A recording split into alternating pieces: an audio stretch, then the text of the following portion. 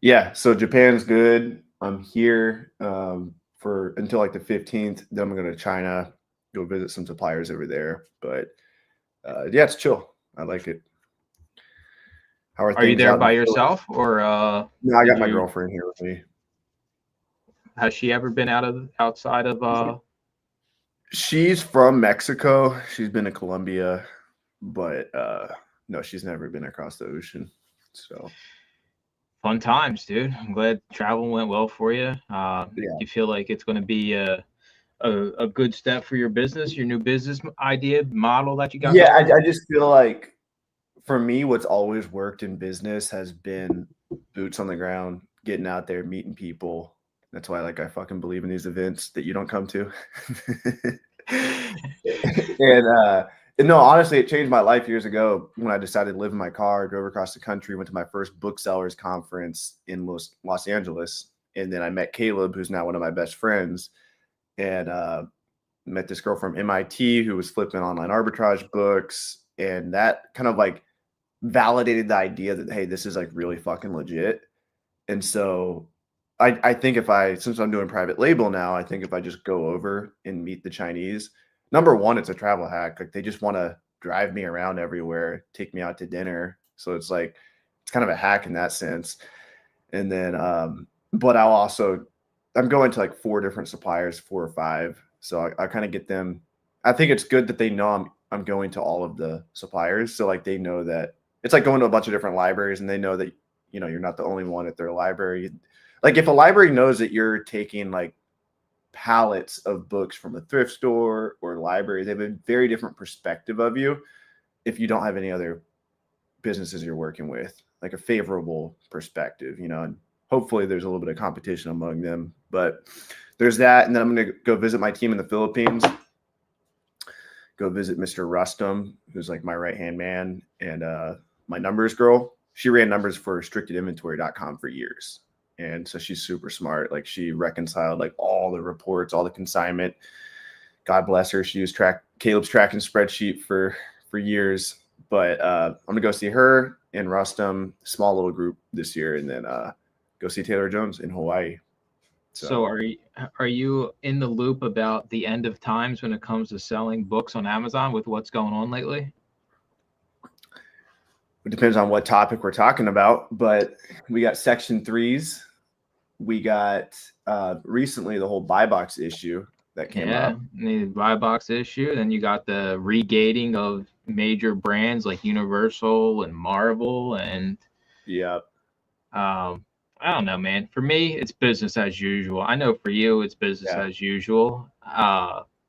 What can we do about it, right? Like as stern as it is to be like, well, what are you going to do about it? You can either figure it out or you can do something else. Like that's the reality of selling on any platform. Mm-hmm. And the buy box issue, let's be honest with ourselves here. Every Amazon sellers know that the prime bump on some of these listings is way out of line. So what happens, in my opinion, what happened was Amazon said, okay, you're no longer going to be able to be the buy box owner at $25 if there's somebody merchant selling it for under $10, right? Because why are we going to, especially with everything going on about them price gouging and stuff like that. So I Can you think what talk a little happened, bit about how it's like affected you personally? Because my being the sales are the owner, same, dude. go-to My sales are lister, actually like going up. yeah, mine are fine. I'd say mine had about a 10% reduction, but I'm not sure. I went out of stock on some ASINs, and so I can't really attribute it to the day it happened. But for me, it didn't affect me too much. I Me wish I was neither. doing more MF now because at the beginning of the year I was, and I'm like, dang, if this is true that MFs can just dominate the buy box, that'd be dope. But it doesn't really make too much sense to me because I've also talked with Shirzad, who I just interviewed on my channel. I posted the video a few days ago. You would think a business like his at 75% MF would just go through the roof with sales, and I don't think it is right now. And then you get Kreider, who's probably watching this right now. He's saying it's really bad in the groups, but it doesn't seem to be like universally bad. Uh, but the two bulk guys I talked to, just Shirzad and David, they said it's like a serious change. But I don't know. I also think it might kind of be a glitch because it doesn't make any sense to me why they would do it. Yeah. You know, other than the only thing I can think of is to protect themselves against like the price gouging claims. Because if they're a lot, if I don't know, if somebody dug into it and was like, hey, you let people that use Amazon Prime sell their items for like 20% more, that could potentially get them in trouble. Maybe, I don't know. That's the only thing I can think of. Yeah, I mean, you're right.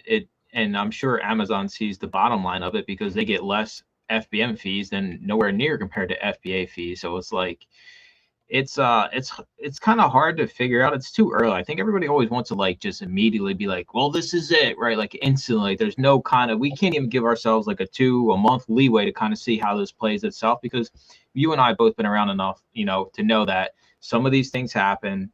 They usually, it's a glitch in the system. It gets rolled back in a week or two. And I'm not saying that, we're not sitting here saying that it is a glitch. Maybe this is a new way, and all we have to do is start thinking about, Yeah. well, our margins go away some. That's just the reality of it.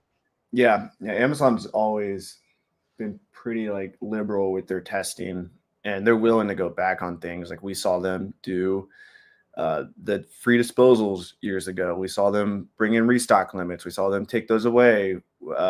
Private label has its own fair share of changes like years ago. And I actually get these spammers in the Feed the Beast community on Facebook. These people will join Feed the Beast group and they'll be like, hey, get your product reviewed by legit people. And so you can place your private label product, and then in their group, all the people will buy it and give reviews. But that's bad news. Anytime you're trying to play the system with Amazon, is bad news. Eventually they're going to catch on. And what they've done over the years is if you purchase someone else's product, if you launch a product, Mike, and you sent it to me and I bought it via the link you sent me, then Amazon knows that you're just sending people a link for fake reviews, and they don't like that. And so they're trying to do a lot of things like that in the private label space. So now what people are doing is they're searching the product instead and then going through and finding it. And so that prevents that from happening. But I guess my point with that is like they're always trying new things. And even like to the Section 3s that we're dealing with, a lot of people are getting suspended, and it's been pretty crazy. But 2 people in the last week have gotten their accounts reinstated. With one had an eBay invoice. So that's really good for eBay to Amazon people. And one had a Goodwill receipt. And I think the key component that helped them is they showed up to the video call. They had a bank statement that matched the invoice transactions, like the same exact date from Goodwill. And then eBay as well. Yeah, I think so you're right. that's like really good news. Like the Section 3s, I think they just want you to show up, actually show that you're a human being. You are who you say you are. You got your paperwork in order. And I think you're going to be A-okay. Any of the ones I've known that people have dealt with in the media land, as long as it wasn't a textbook company, they've gotten their accounts back. And have they always had matching bank statements, do you know? Yep. Or, bank statements, 100%. Yeah. So like, I guess one lesson we can take away is I'm not telling you guys to lie, but if you paid cash at a garage sale and you have Goodwill invoices or receipts, use those.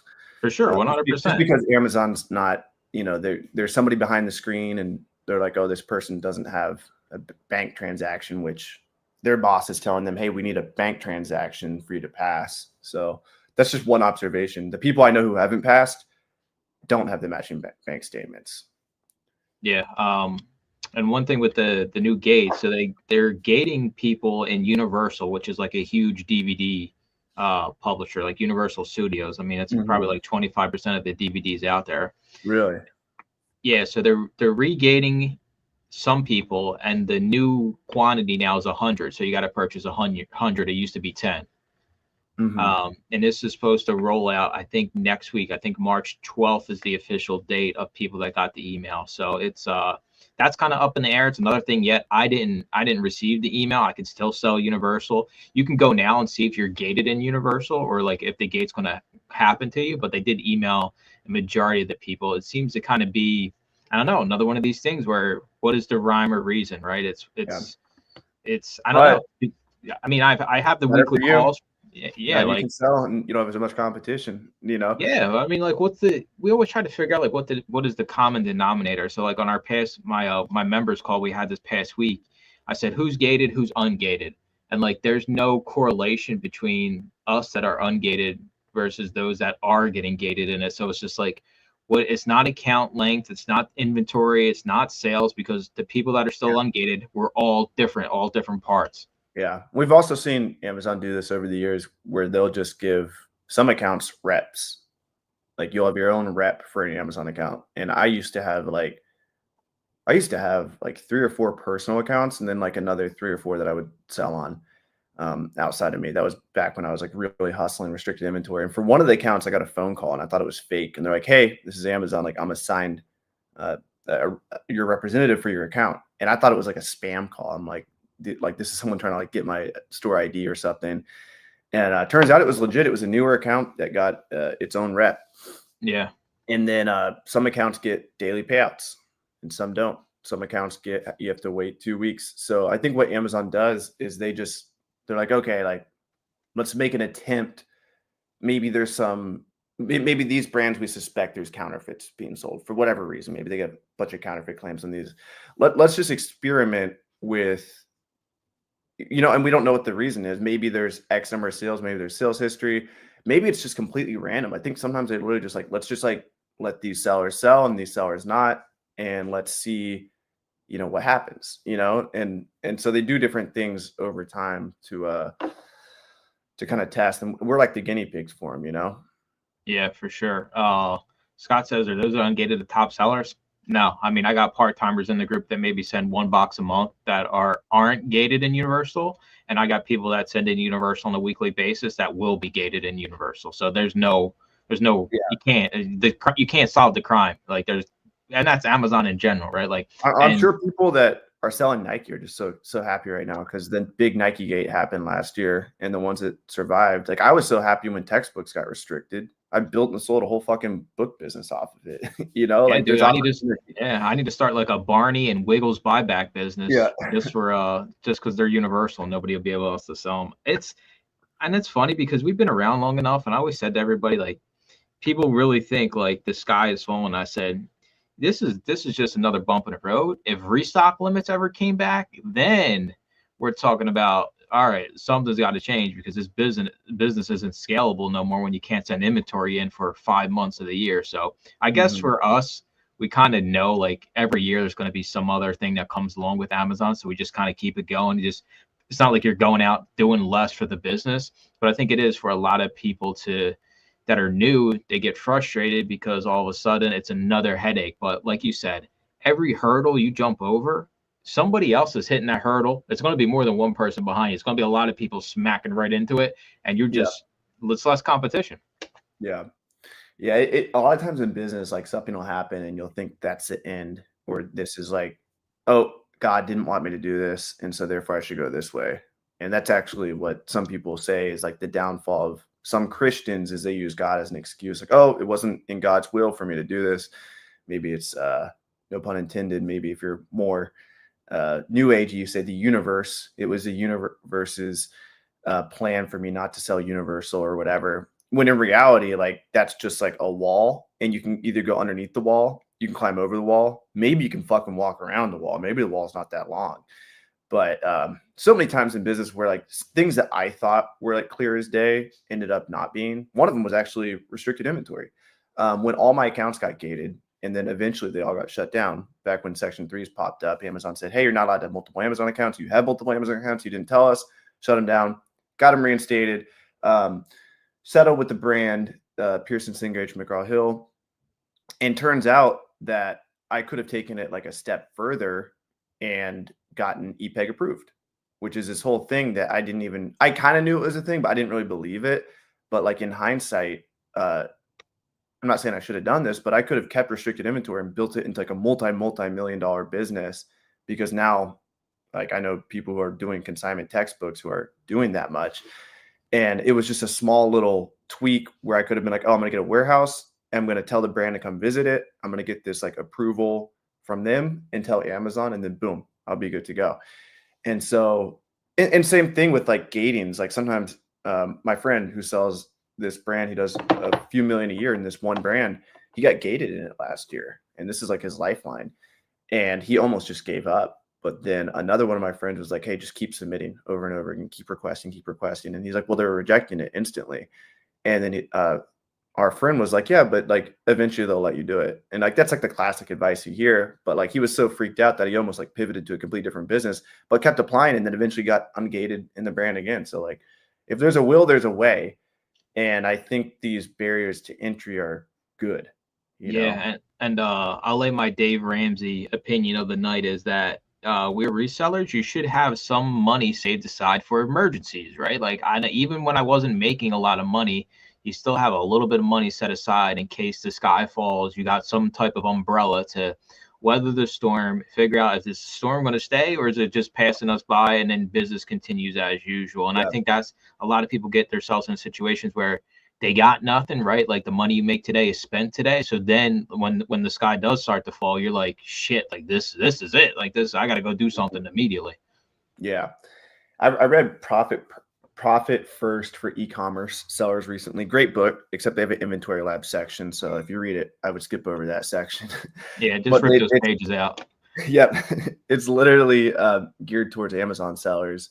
And one thing I really like is they talk about having multiple bank accounts. You should have one bank account just for inventory, and then all of the money from Amazon is going to land in that account, and you should shut off whatever you're comfortable with, 1%, 2%, 10% of that amount. But starting out, just do like 1 or 2%. So if you get $1,000 payout, what would that be? 20 bucks. Take 20 Yep. bucks and put it in your profit account, and that profit account is always going up, and you never touch it. And then the inventory account is kind of like, it tells you how well are you doing in terms of buying inventory. Because if that inventory account is low, that means your cash flow is probably bad. And so you need to either send in better inventory, stop making bad purchasing decisions, or reprice better. There's something wrong with either one of those two things, most likely, because that inventory account should be going up, and then you spend a lot, then it goes up, and you spend a lot, and the whole time you're shedding money into that profit account. But I read that book recently, and I think it's really valuable. And I've been using that system because now I have this inventory bank account where it's like, wow, this is like really low, which means I'm spending a lot of inventory, which is good, but I want to see my Amazon balance going up. I'm like, okay, like I'm making good purchasing decisions because next week I'm going to get like an extra 70K or 100K in this account. So it's like, it's going to go from like 5K back to 100K. And then I'm like, okay, now this is my sign to buy more inventory versus like if you have everything in one account and you're mixing everything together, you don't know where your profit is. You don't know where you should have a tax account too. So highly recommend that book.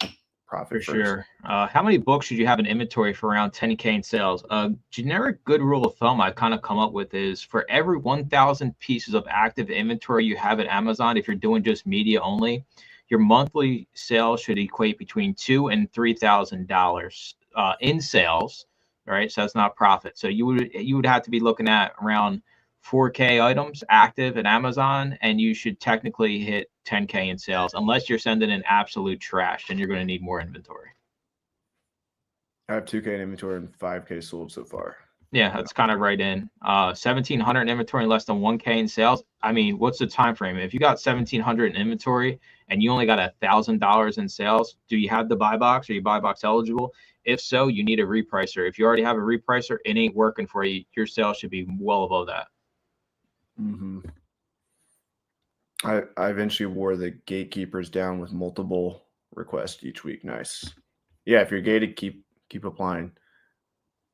Good idea on multiple accounts. I mean, think about it, right? Like if all your money just comes in and just sits in one big bank account, you don't know where it's supposed to go, right? Like give every dollar somewhere where it's got to go. It's like a $0 budget where that every dollar is going to savings, going to this, going to that, going to this.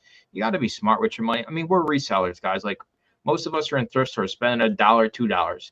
If you can't come up with some margin in your business from thrifting media to reselling Amazon, I hate to break it to you, you're never going to have any money because there's no other business where you can go spend 50 cents or $1 on a book and make $100+ dollars, $200+ dollars. Mm-hmm. Damn right. Any updates on GoToList or backend? You got anything you want to tell the people here? We got a lot cooking up this year. We got the mobile app coming out soon. That's probably the biggest thing that's coming. We do have a scanning app that we've been working on, so we'll talk more about that in the future.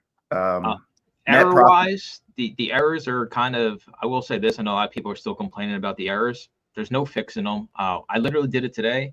I did it at my storage unit. I had books that were errored from when the API first changed. I just scanned them in World of Books and got my money back, threw them in a box, and I shipped them out today. So if you're hanging on the items that are errors, I'm here to tell you there's no like time frame for these to get fixed. And if you're a newer seller, I would challenge you to get some cash back in your pocket for those items instead of waiting a month or 2 months and then they still don't take those same books. Maybe they're not worth it at that point. So if you have a stack of items that are errored, in my situation, it does seem to be more books than it is CDs and DVDs that are erroring out. Get some money back out of them and kind of keep the wheels turning. Yeah, that's good advice. Here's a preview of our mobile app right here. So you'll be able to list via the phone. And yeah, you'll be able to see the batches, add items here. You'll be able to do box contents, everything from here. So it'll be nice for people like on the run. And then that way, like when you get home, you can at least just, click on send, or you can send from your phone too. You can do everything from your phone, but you have to print the labels from your computer. So I think that'll be pretty cool. Mobile listing. I'm excited for that. And then what else were we just talking about? He says, is GoToLister reflecting the accurate buy box info? We're giving you whatever Amazon's giving us. So if the buy box changed, yep, we're showing you that new data. One thing to realize about buy box though is it is regional. You guys can test this. Just go on Amazon and change your address to like a Oregon address versus a Florida address. And of course, you're going to see two different sellers in the buy box. It makes sense. Why would Amazon have the same seller sell you an item on the West Coast when they have a warehouse probably in California versus the East Coast? There's probably someone in Florida, if you have a Florida address, that can sell it to you.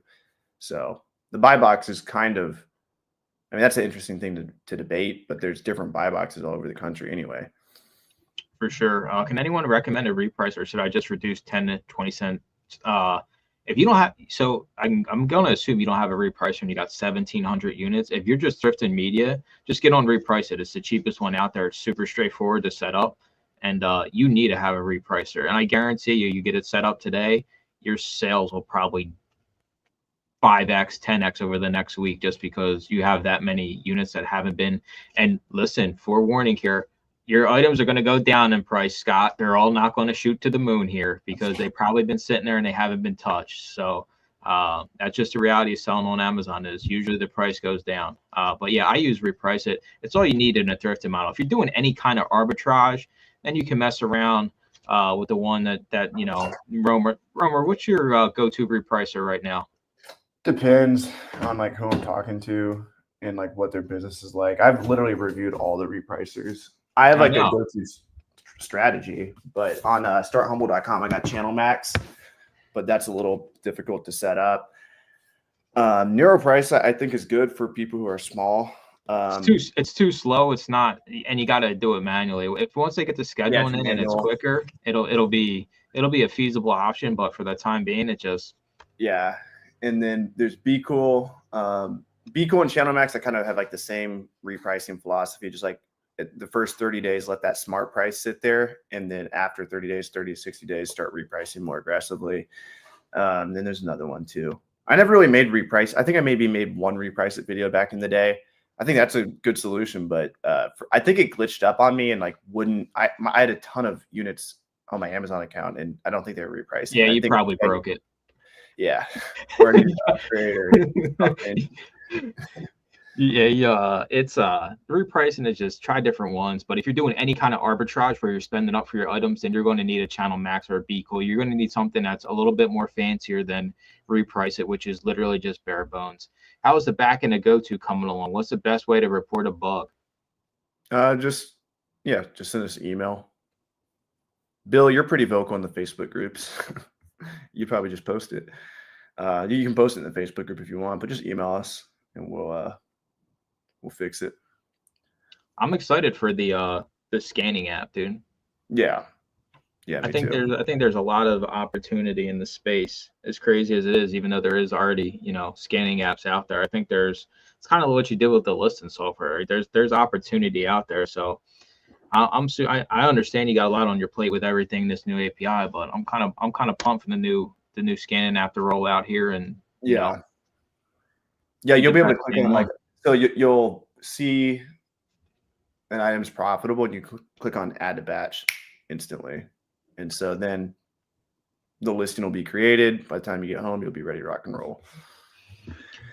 If merch sits around $5 to $10, low merchant offer, should I keep my price under $20 as FBA? If Amazon doesn't want the price gouging for FBA, you just got to do whatever you're noticing. So like if you're noticing that you're buy boxing on an item with FBA being significantly higher than MF and it's a fast selling item, then there's no reason to lower your price. But if you're not buy boxing, you're not getting sales, 100% lower. What's your opinion on that?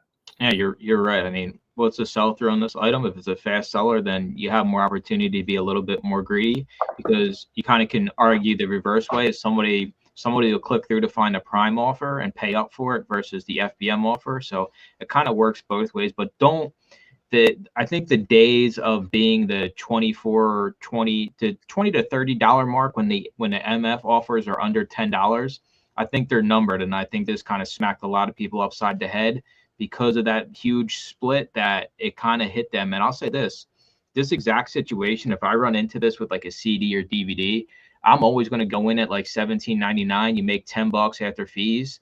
And at most, I'm doing $19.99. So maybe that's why I haven't kind of seen a huge decrease in sales, is because I see my items as I spent 50 cents, I spent $1. If I could turn $1 into $10, 10,000, 20,000 times a year, I'm a-okay with the profit that's going to get me. I'm not always, even if the buy box says, hey, the buy box currently is $24.99. The buy box is whatever it may be, whatever astronomical number. I'm not going up there, because if the merchants are $5 or $6, most likely someone's just going to buy the merchant when they see right on the page, buy used for this much less. You got to be, I think what happens here, you got to be realistic with how much somebody's willing to pay for an item. Like, how much are you willing to pay for the wiggles, right? Like, how much is somebody willing to pay for this? They're not going to, we see it all the time. The buy box on an item is $10,000. Literally, the buy box is $10,000. What are you going to do? Price it $9,999? Like, no. Like, what is the actual value of that item? And I don't think people kind of can get that in their heads.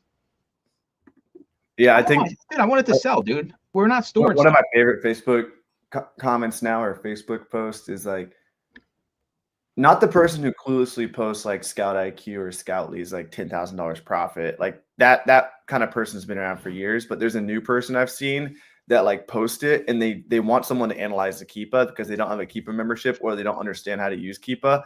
And they're like, they just are like lazily posting. It just reminds me of like myself, something I would do, like, hey, should I buy this or not? And then just having people go in and do the work for them. I think it's hilarious.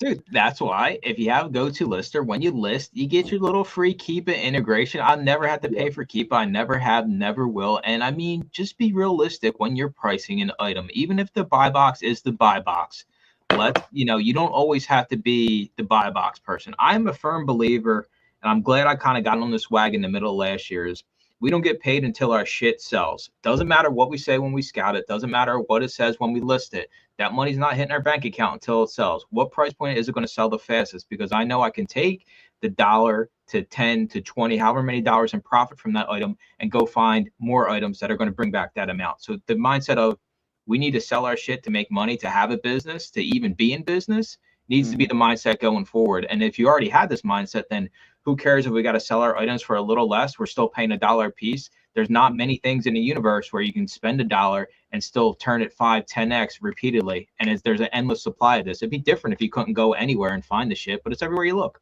Mm-hmm. Yeah. And if people want to do merchant fulfilled, this is good news for them.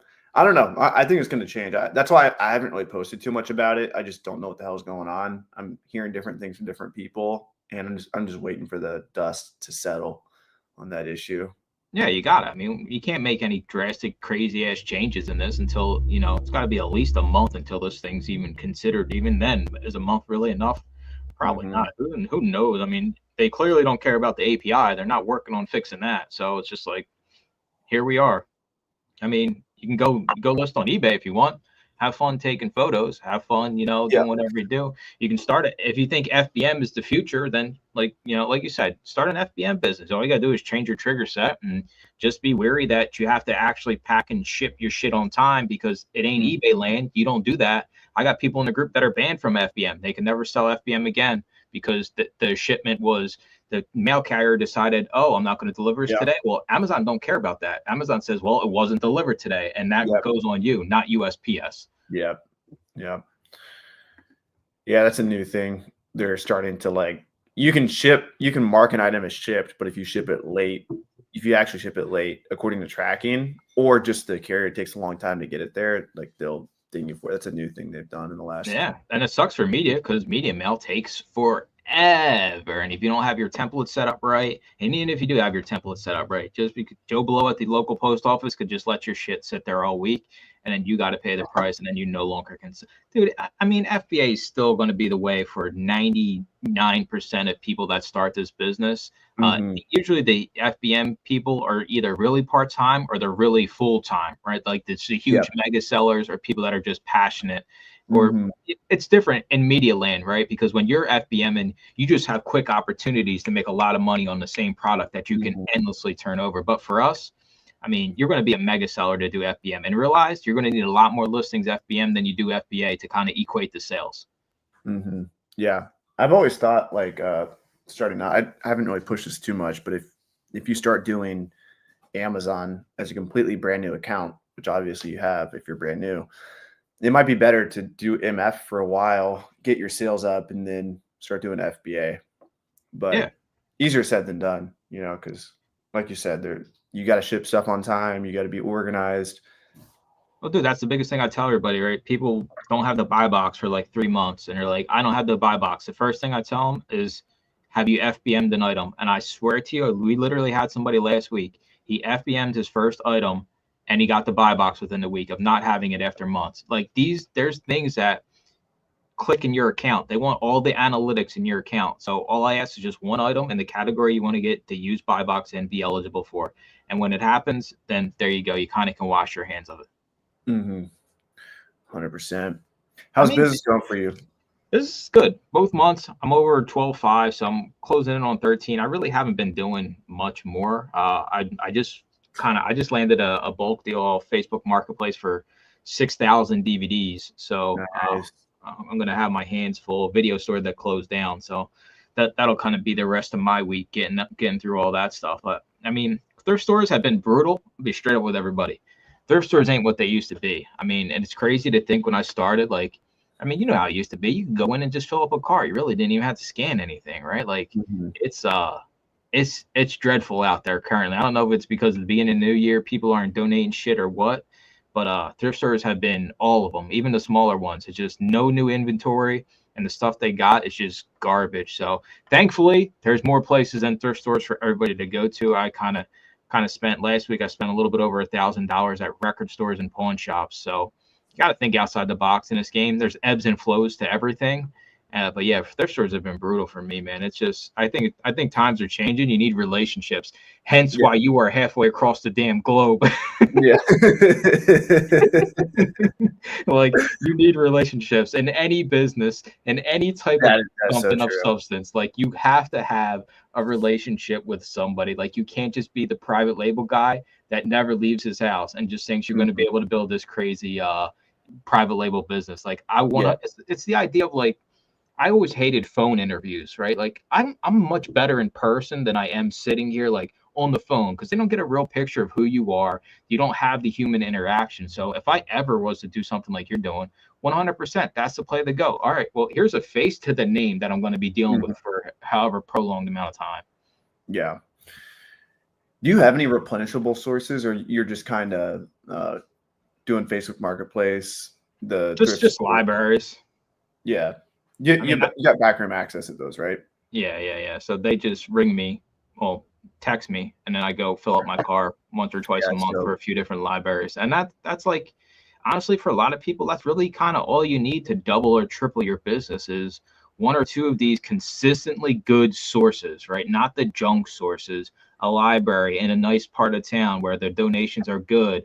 And, you know, yeah, I pay for them, but I don't pay much. You take care of the people, you help them set up the sale, you scan the sale. Like, the possibilities are so, we think it's next level. And I remember early on, like, backroom access was like the biggest talk. And like, I even remember in your videos, like, backroom access, like, have a conversation. And like, it's so true. And it's not as hard as people make it out to be. And like, you don't even have to ask for it. Like, in all the situations I've wound up with backroom access, like I didn't even ask for it. I just bought a lot of shit, or they Mhm. were curious about why I was scanning, and I told them, hey, this is what I do to feed my family, Yeah. right? Like, and Yeah. then all of a sudden, that's it. It's done. And I have these libraries until the end of time. Either I move away and I give them to somebody else in the area, or I no longer am in this business, and then they'll find somebody else. Like once you build that relationship, you never got to worry about it again. Mhm. Yeah. And that relationship can come to so much more, because then you'll start getting phone calls. Once you become the book person, you'll get phone calls all the time. Like, Yeah. once people know you, once your friends know you, once the businesses know you, someone's going to die. There's going to be a house of books. There's going to be a truckload of books somewhere that someone wants you to take. Maybe you don't have the capacity for that. Maybe you do, but eventually, even to this day, I can't escape it. People just got a DM from Jameson this morning about books in Arizona.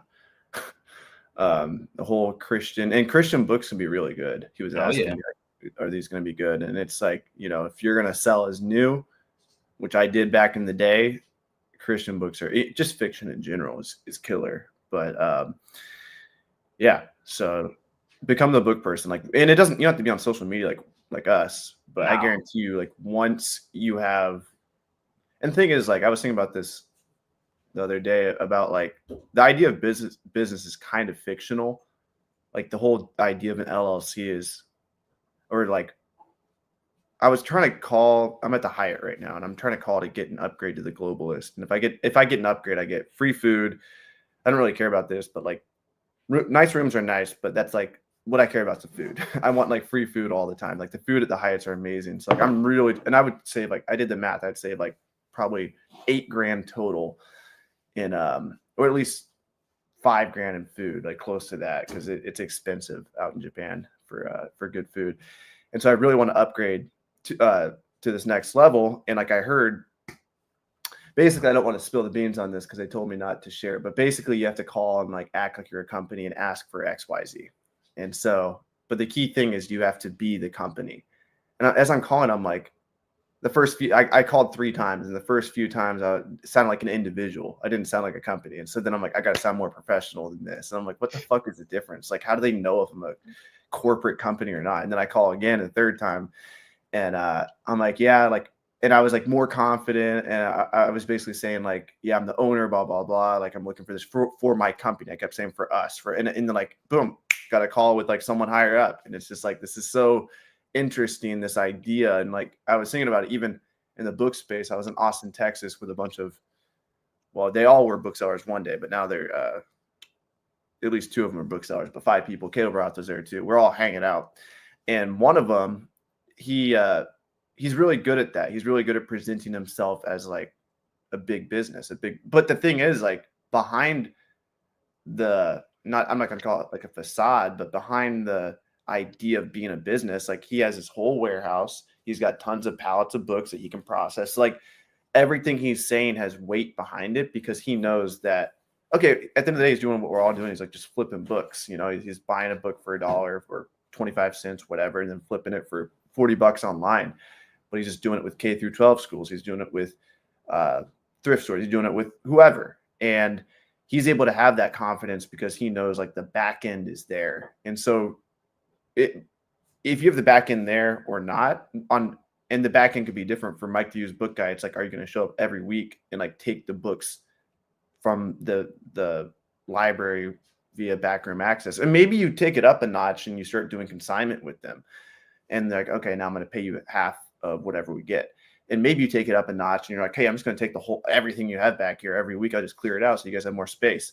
And you can keep going up and up and up, and like providing like more value or different types of value. And I just think it's like interesting how you can kind of climb the ladder of business, and then you have like this way you present yourself, and then they can choose to accept it or not, whether or not you're legit. But like, you do have to present yourself in a way that make people trust you. Even us on this YouTube channel right now, it's like, why would people trust us? Well, it's like, okay, you've sold 12, 15,000 a month in used books for the last year. Okay, you're probably a pretty good resource if people want similar results, It's and so, it works the same way, because I watch a show called American Greed every once in a while, and it's the same shit you're talking about, right? The facade of people that anybody can talk a game, right? Right. Anybody can say, I have a business. You want to invest in this, right? And then you can, and people fall for these kind of things, but you also use that to your advantage when you have a conversation with somebody. And my go-to is the line I just gave everybody. I literally do this to support my family. There is no lies detected. Mari Yeah. determined there was no lies detected from the Mhm. lie detector results, right? And they're like, oh shit, this person actually does this. He's not, I don't, when they're like, are you a book dealer? I always say no. Book dealer, I'm not a book dealer. It's just not my cup of tea. I want to have a more, I guess, like human friendly approach to how somebody sees me instead of me just being a book dealer. So I would say, no, I'm not a book dealer. I do this to support my family full time. I give back to the community when it comes to the books that I can't use for selling online. And just like that, all of a sudden you're a human. It's relatable, and you're in whatever backroom you want to be in. Mhm. Gladys was asking, I know, I guess you're gated because you're a new seller. You will naturally get ungated in about 90 to 95% of the book category, but Amazon wants you to send in items and sell items until they give you the privilege of that. So keep those books because you already bought them. Send in a box or two every single week, at most every other week, even if it's 10 to 20 books per week or every other week. And I promise you, those books you have set aside, when you scan them in a month, you'll be able to send, 75% of them in. You don't have to go buy anything to get ungated. It's just a natural progression of your Amazon selling account. They kind of want to see that you're actually trying to sell on the platform, and you just didn't just create an account and just are not going to do anything with it. Yep. They want to know you're legit. It goes back to I guess you don't really have to present yourself too much to Amazon. They're looking at the actual facts, but have you sold items? Have they not been returned? Did you say you're going to, did you do what you said you were going to, which is like, did you sell the item to the customer, which you said you're going to, and then it didn't get returned? All that's good. Boom. They trust you. They open up the floodgates. It's the Yeah, I mean, same thing. you can relate it back to like what we were talking about with the gating, right? Like maybe the people that are getting regated in Universal haven't sent or haven't sold a Universal item in the past 14 days or whatever number Amazon has on the back end, right? So like if you're consistent, I'm a firm believer. If you're consistent with anything and you're doing what's expected of you, you will see results, right? Whether that's selling books, whether that's private label, whether that's, being a hypnotist, hypnotizing people not to smoke cigarettes no more, right? Like if you're consistent with it, you will get results. It's the Yeah. people that can't just sit down and do it on a consistent basis. Consistency is like the hardest human trait to come by, Yeah. especially when you're self-employed, because at the end of the day, Romer could just, after this, go sit on his ass all day and do and I could do the same thing, right? But like, Mhm. you gotta, if you want it, you gotta go get it. And if you're just Mhm. put in a little bit of effort, I Yeah. mean, sky's the limit with this business. Yeah. 100%. Uh, Suzanne went to the flea market and an older lady was selling books. She asked what was she doing? She said, "Hey, this is how the app works, blah blah blah." She gave the books for free. So that is like I've been thinking a lot about this too lately. It's like, where's your head at? Where is your mentality at? Like when you go out in the world and interact with people, because every interaction is going to elicit like a reaction out of you. And Suzanne could have been in the mindset of, oh, like what I'm doing is bad, or I'm flipping items for $1 to sell them for 20, or uh, I don't want anyone else to know about this business. And immediately, closed off when she was asked about that. But instead, she was in an open state of mind, probably in an abundance mindset. And so when she asked, she was like, oh, yeah, like, yeah, this is an app, blah, blah, blah. You can use it too. And then all of a sudden, boom, free books for her, And so, like, where is your head at is like huge. And I think everyone should, whatever you're doing in life, just think about why you're doing it. Is it good? And if you conclude it is, then keep that in your head and go out in the world, and good things will happen to you because you're doing in your head honorable work, But if you're hiding over, scanning books, thinking that you're stealing from people, you're probably not going to get nearly as much opportunity, and people are going to feel it. Yeah, everybody's got a why, and your why is good enough for anybody. That's what it comes down to. Is it better to dispose of a price under profit? Depends. If you go to your manage all inventory page on Amazon, it'll actually show you how much you pay in Amazon fees. It depends on the weight and size of an item. On a book, you're looking to pay between like two, and if it's a 4 or 5 pound book, you're going to pay in excess of $4 to have it returned to you or disposed of. So you theoretically could underprice that item by $1, lose $1 in FBA fees, and you would make money versus disposing it or having it returned to you. So just be wary when you're purchasing heavy books, big books. If the profit is low, you run the risk, especially if the sell-through ain't there, that you may have to pay $3, $4 on the back end to have this disposed of, because a lot of items don't get through liquidations like they used to. You used to be able to liquidate a majority of your items. Amazon doesn't take nowhere near as much media items when it comes to liquidation in the past year that I've seen. Leaf says, I had a buyer message me about the status delivery FBA. Is this going to be an issue as my inventory grows? No, anyone messaging about FBA, you don't have to reply to that. Amazon's handling all that. When you sell FBA, you told Amazon that you give them 100% control over customer service. You don't need to do anything. You just need to hit that little button down bottom that says no response needed. For every single message you ever get selling FBA items, you never, I don't care if they said, hey, Leaf, is your name Leaf? No response needed. You're not even responding to that. That's why you pay all the fees.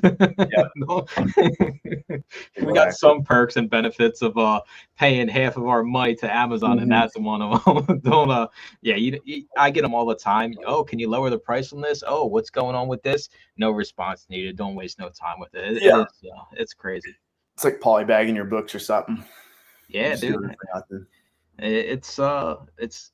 I think in the beginning, everybody tries to like treat their books like they're their firstborn child, and like, man, I hope they really I hope this gets the customer in great condition. Like, I wish I could just show them like the videotape of the guy in the warehouse that just like frisbee in their book and the poly bag across the floor. Yeah, or commingled inventory. They're not even the ones selling it. Yeah. I mean, it's crazy out there, but you don't know until you know, right? That's why we exist. That's why we have the channels we do. That's why, the only reason we do this is because there ain't listen, we ain't getting rich off YouTube, right? We're just trying to help the community out here. You're kind of getting rich off YouTube, though. I saw that payout you recently had. My payouts are, listen, I also put a lot of I don't make enough money in YouTube land. Yeah. I have the group, right? And that's a 24/7 Discord group of all media sellers, right? And we got weekly calls in there. So it's like, if I broke it down my dollars per hour, dude, I'm making less than some VAs. That's all I know. It's nowhere near what it should be. There's no problem with me. It'll pay off. There's no problem with me getting books items. I try to list them. Amazon says it has to be approved, but Amazon won't. Yeah, you got to wait. You're brand new, so you got to give it some time. You got to send in some items and sell some items, and they will automatically ungate you in those items. That you just got to wait and send in some stuff, and whatever you can send it. Even if it's a box of 5-10 books, you have to show Amazon that you're actually taking this in some way, shape, or form seriously to some extent. I mean, anybody in the right mind, if Avery had a platform, he would expect the same thing. You sign up, well, you're going to sell shit, or you just signed up just to sign up, right? He's not going to let you just run wild and free. And that's kind of why it is the way it is now with the gates, because they let everybody run wild and free. And here we are today, and it's a shit show. Yeah, I remember years ago, it was probably 6 years ago, if not more, maybe 7. I was at my grandma's house, and I always tried to do RA, but I could never really like get it. I never really had like a good experience with it. I was always like the book guy. I think it's because I sold books in college, and like I made a few thousand in profit just in college flipping textbooks, if that. Felt like a few thousand profit, but at least 1,000 profit. And so I knew books could work, but I remember I was at my grandma's house and I was like, I'm going to try this RA thing. And it was actually at a Goodwill. I'd purchased a bunch of supplements. And so I had all these supplements in my grandma's living room, and I was packing them up. And she was like, how do they trust you to sell that? And like they had Goodwill stickers on them, these damn supplements. And I'm like, doesn't matter, Grandma. Like, people are going to buy it. Like, who cares? Yeah. And like, that's kind of what, I mean, I think if we really look at what Amazon's allowed us to do, it has been pretty liberal, like in terms of like the power they've given us as sellers, which is why so many counterfeiters took advantage of the system. But now they're being extra careful with us sellers, which is why you got to pass the Section 3s. You got to buy not only 10 units to get ungated, but sometimes 100 units to get ungated. I don't know. Are you seeing people have to request 100 units of Universal to get ungated? Yep. Yeah. And I saw the other day, somebody sent me a 400 unit order, which isn't a big deal. Like if you're doing wholesale, like I am, like, okay, like maybe that's a couple months stock, but you could do it, but for a brand new seller, that's pretty ridiculous. Like the barrier to entry is like really going Yeah. up in some cases, which But I is mean, why this is like more exciting. Like as time goes on, is like the ones who stay in the game and adapt are going, and who know how to maneuver the landscape. Like I'm doing wholesale, and there's so many shitty things about the wholesale niche that I'm in, but I know all the shitty things. It's the same thing. Like private label, I'm finding a host of new shitty things to deal with. In the book world, we know what shitty things we have to deal with. We've had restock limits. We have the new API shipping issues. We have the Section 3s, and like we are learning as a community how to deal with each of these problems. So the strong adapt and survive. Did we answer this? Is that how we got on that rant? How much has no. the book landscape changed? I mean, the fees have gone up, so it's harder to find books, right? And a lot of booksellers have pivoted to CDs and DVDs.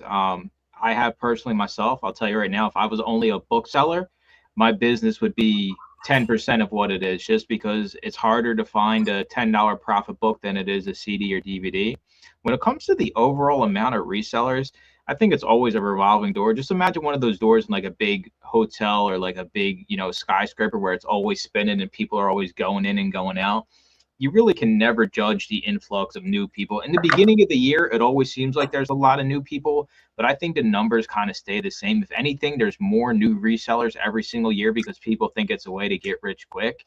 But I mean, overall, the used book landscape, it's just harder to find profitable books if you're just going to your run-of-the-mill thrift stores because the fees are higher on the books because it's based off size and weight. And you also have to take things into consideration like the higher removal fees and things like that when you're scanning for books. Amazon says it's restricted books. Yes, because you are new. Just send your first box and you'll come back and when we do this next month and you'll be like, you guys are right, now I can send everything. What I needed to become buy box eligible for used books, and it gave me a response of 5 items to focus on. Thought that was an internal secret. Yeah, it's I mean, they're never going to give you exactly what you should do, right? And even if you do everything the AI tool tells you to do, don't mean nothing. It's the same idea Wait, as have you heard that before? What? The AI The tool? AI tool that have you heard that response before? I've never heard this particular one, but I've used the AI tool. I think it sucks. I think it's stupid. I wonder what they mean by 5 items, like 5 categories to focus on, or No, it's probably like sell-through rate. okay, I'm gonna do it right now. And use Scout Lead button at the bottom right to apply to be ungated. It's huge when you're just starting. Does that open up Seller Central on your phone when you click that? it'll just give you a check mark. It'll say you have a check mark that says you can sell it, or it'll show up pink that you're restricted. Mm-hmm. There you go. You ready for them, Avery? I got them. The quick answer: provide complete product content. Ensure your book listings have thorough descriptive product information. Well, there's nothing we can do, right? You're not taking photos. The product page is already done. Use high quality images. We're not taking no images, so this thing is already lying to us. Competitive pricing. Well, we know we got to be competitive to sell our items. Maintain a high seller performance. Focus on metrics such as order defect rate, cancellation, and late shipment rate. Late shipment rate will be an FBM metric. So we kind of already hit on that earlier. Make sure you do at least 1 FBM in the category. Shipping speed, yet again, that's going to be FBM. Customer service, positive feedback. We always tell everybody, make sure you have at least 1 feedback on an item in the category you're trying to get buy box eligible in. Inventory management, make sure you're don't have a bunch of old inventory sitting there. Use FBA. Yes, we know that. Accurate product condition. And those are the 10 that it gave me from the little chat box. Yeah, Amazon's always been, like in hindsight and even now, but now that I'm doing private label, I see it more. They've always been super private label focused, like brand owner focused. But I guarantee you, I don't know what the percent is. It's got to be massive. Their percent of top Amazon sellers are resellers. Oh yeah. You get pattern, you get sell back your book, you get thrift books, you get all these guys are like the top, and they're all resellers. I think with resellers, they're like, you'll figure it out. Just go ahead. Like, don't sell counterfeits. We want your 15% of your sales. Yep. These sellers doing hundreds of millions. Amazon slices off 15%, whether they ship it from their warehouse or whether they ship it to Amazon. But it seems like most of their support and help and stuff like that has been towards like new products on Amazon. 100%. Goodwill DVDs, user new category in Amazon. I mean, if it's legit sealed, right? Like it actually is sealed. It doesn't look like Avery, sealed it with some, saran wrap in the basement. Then yeah, we're selling it That's as what I new. used to do. How'd you know? Dude, I mean, that's how you made all your money. Back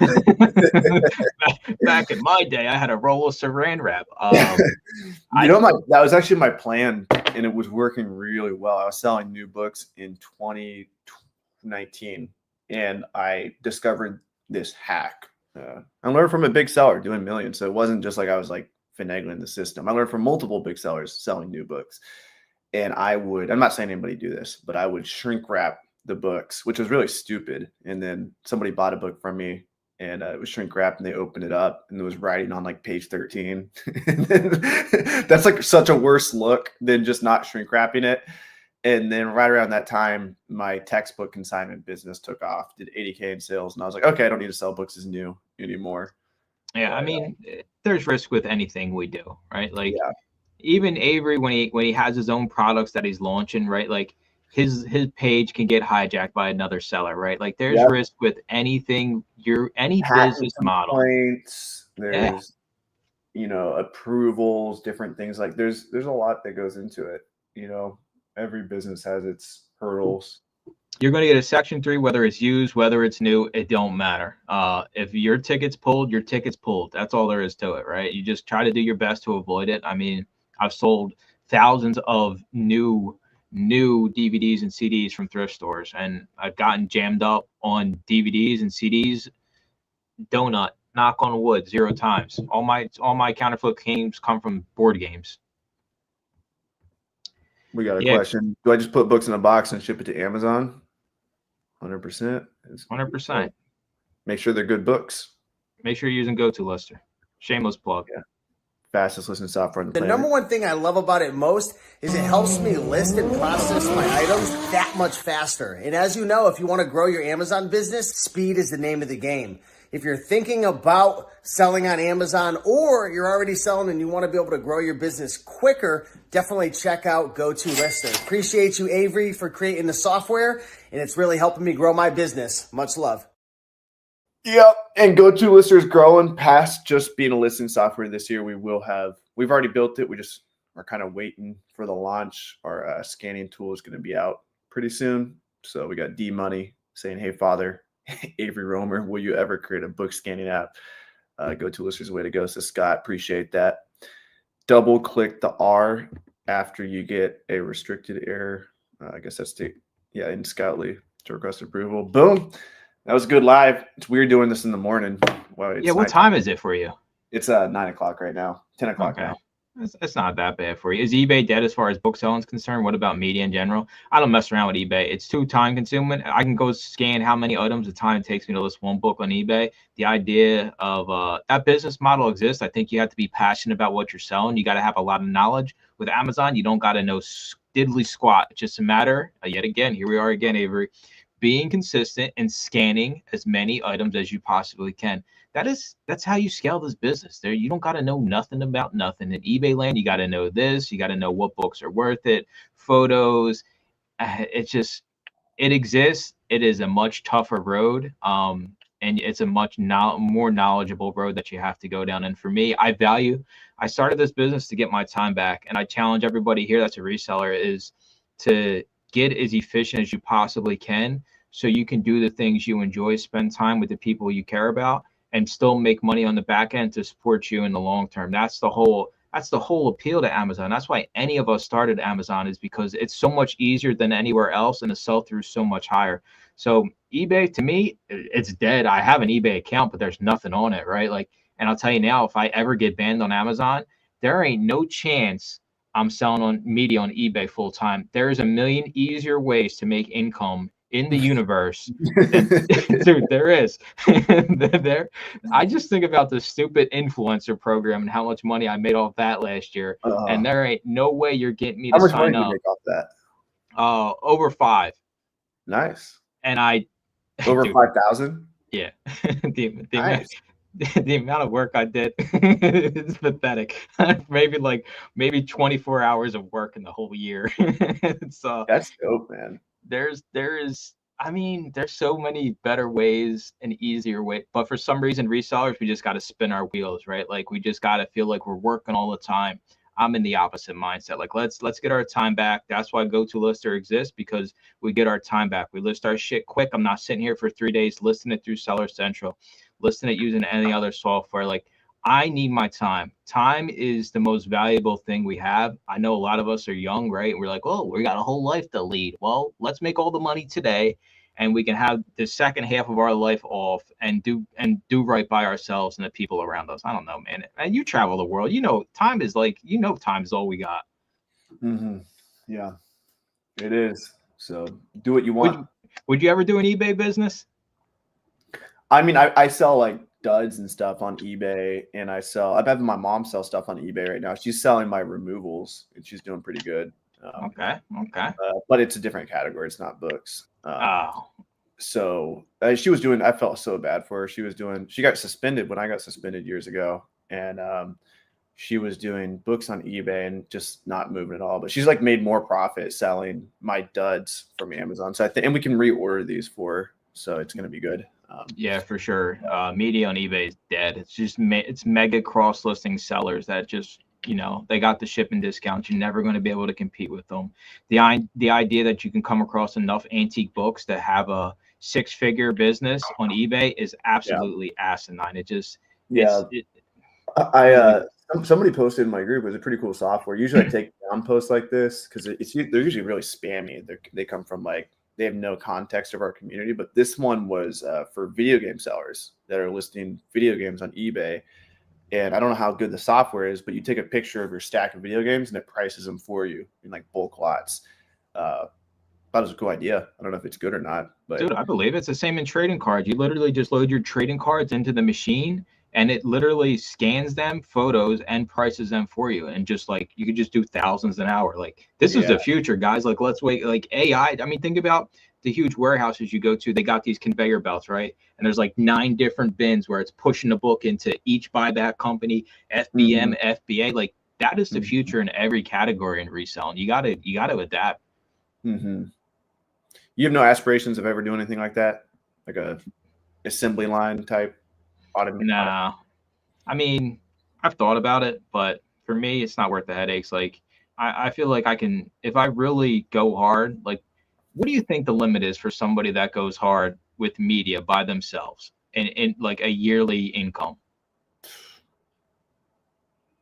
I'd say I'd be really impressed if someone hit like 1 million in sales, but it wouldn't be like, oh, that's impossible, So how much money do we really need to live a happy life here? If you sign me up for $1 million for 2 years, like I'm set. Like that's my retirement. Everything's paid off. You live off your investments. I mean, that's the whole purpose of what we do, right? Because we're not doing this for fun. At least I'm not. I'm here to make money. You're over there to make money at the end of the day. So just be smart with it. You don't got to be like, just find work that sometimes is fun to you. You can 100% tolerate it, because like at the end of the day, you get to choose like what kind of suffering you go through. So choose the suffering that, like, I could choose to go on the elliptical, I could choose to go on the bike, I could choose to, and I can honestly get like a different workout if I do the stairs versus I did the bike the other day. It fucking sucked, but I think my heart rate didn't go as high on the bike as it would have on the stairs. I think I could have like worked myself harder on the stairs. So like find your stairs, find like what you can like work yourself the hardest in. And for me and Mike, it's a little bit of YouTube here and there. For me, it's software. Now it's private label. For Mike, it's going out, getting that backroom access, doing 6,000 units of CDs and whatever it is, DVDs from Facebook Marketplace. It's all out there. Got paid $7K last month on eBay. Bless your soul. That's a lot of listings. I know to get paid $7K on eBay unless you had some really banging inventory. Profit, they said. Yeah, I know. You probably, I mean, if you're promoting stuff, you basically get close to a 50-50 split on eBay if you're promoting it at any competitive rate anyway. More than regular shipping discount on eBay. Yeah, these mega sellers, they get discounts through the actual USPS. So like, it's the same idea when you ship a box to like World of Books, Sell Back Your Books. Like, the reason they can get your stuff for $7.50 and give you free shipping is because they pay highly or a lot less in fees. Anyway, somebody's knocking on Avery's door. We're out of here. We appreciate whoever just knocked. Enjoy your time over there. We'll be in touch. Everybody have a good night. Much love. Peace out, Mike. See you.